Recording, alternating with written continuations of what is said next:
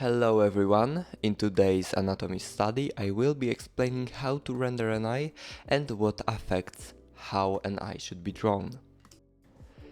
But first of all, if you are a good pupil, you already know that to understand how to render something, you need to first get to know how that thing is built. So, I already drew this kind of diagram that shows the main parts that compose an eye. The most important parts here are iris, pupil and cornea, with lens not actually being that important to the rendering process. Iris is particularly important as it is the part that mostly influences how well the eye will look, as it's the most colorful and life-giving segment of an eye. Here I imported a photo of my own eye, and as you can see, the bluish grayish part would be the iris, black part would be the pupil, and cornea would be this transparent part that extrudes out of the bally shape of an eye and gives it its glare and reflectiveness. Here I drew another, even more simplified form of an eye and the basic shape of the iris and cornea, allowing you to imagine them in the most simplest forms. To put it simply, cornea could be a pot lid made out of glass, hence why it's so reflective and also transparent. Iris, on the other hand, would be a huge satellite dish that's covered by said lid. You might have noticed that I added a new term here, limbus, and it's a name for the zone where cornea meets sclera, the white part of an eye, and it's located just about where iris ends. Here I also added another drawing portraying the front of the eye, and the terms for these eye parts would be as follows. Number 1, part colored red, is lower eyelid. Number 2, the part colored blue, is the tear duct area. It's highly reflective because it's moist and oily.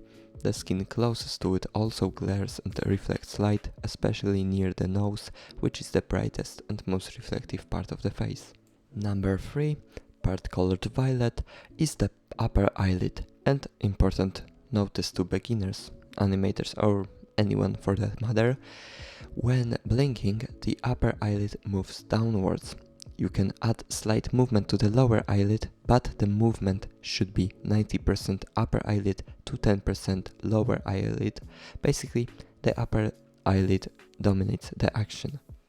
Number 4, and it's the last part, are eyelashes, and when drawing them we need to remember that the lashes located on the lower lid would be smaller and just go downwards, while the upper lid eyelashes would kind of curve upwards and would be longer and stronger. I rendered the iris 2 times, once changing up the lighting scenario, and second time I drew it with the light straight on, like how it is in the photo. I wanted to change the lighting because straight on light doesn't really show properly how light reacts on the cornea and the iris.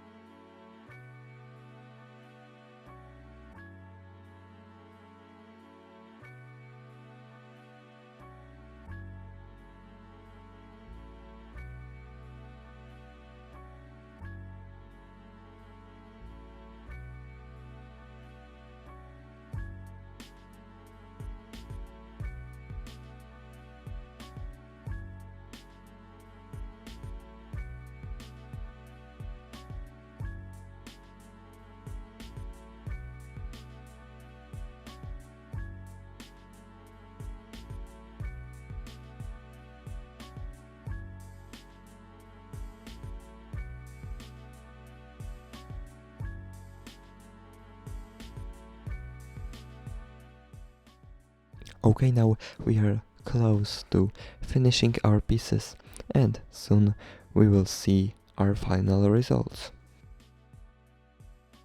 Okay, and here they are side by side. If you made it all the way to the end of the video, thank you so much.